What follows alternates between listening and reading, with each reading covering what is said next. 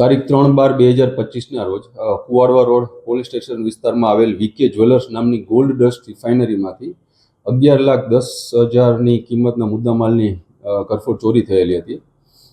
માનનીય CP sir, additional CP sir તથા DCP crime Jagdish Bangarwa સરની સૂચનાથી આ મિલકત સંબંધી ગુનેગારોને પકડવાની સૂચના હોય, જેના અનુસંધાને રાજકોટ શહેર ક્રાઇમ બ્રાન્ચ પીઆઈઓની અલગ અલગ ટીમ બનાવીને આ ગુનો ડિટેક્ટ કરવા તથા આરોપીઓને પકડવા માટે અલગ અલગ ટીમો બનાવેલી હોય.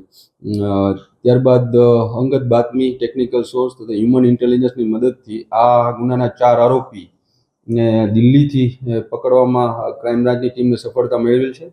આ આરોપીઓનું નામ છે રાહુલ આત્મારામ બિંદ, જે યુપીનો રહેવાસી છે. આ ઉપરાંત બીજો છે મોનુ ધર્મેન્દ્રભાઈ નિષાદ, તે પણ યુપીનો રહેવાસી છે. શિવમ સુબેદાર નિષાદ તથા સુનિલ કુમાર આસારામ નિષાદ, આ તમામ 4 આરોપી યુપીના રહેવાસી છે. હાલ આ 4 આરોપીને પકડીને કુવાડવા રોડ પોસ્ટે સોંપવામાં આવેલ છે અને ત્યાં જ આની રિકવરીની તપાસ તજવીજ ચાલુમાં છે.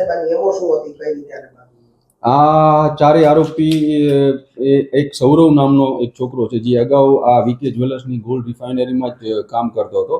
એમને આ 4 આરોપીઓને ટીપ આપેલી હતી અને એવી રીતે જ રેકી કરીને આ 4 આરોપીઓએ આ ચોરીને અંજામ આપ્યો.